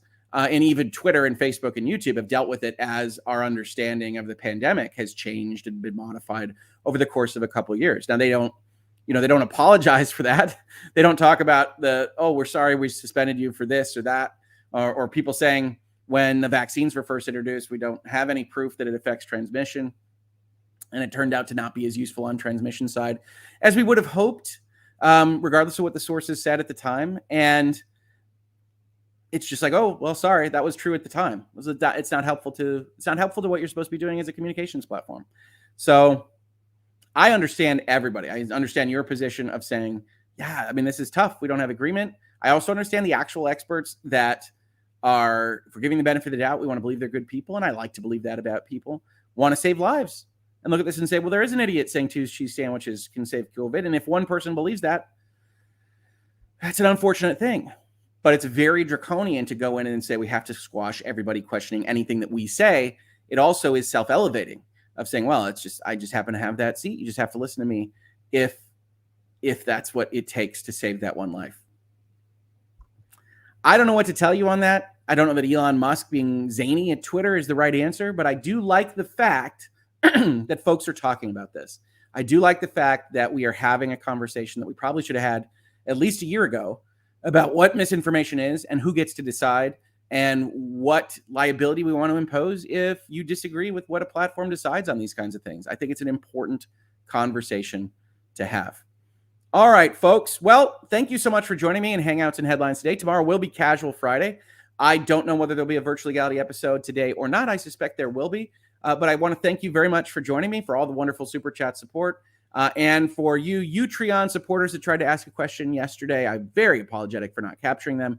I will get your questions answered either in the next question time, if they don't relate temporarily to a news item, or as soon as I possibly can. Folks, I really do appreciate it. Have a wonderful Thursday, and I will see you the next time I see you here on the Hoeg Law YouTube channel.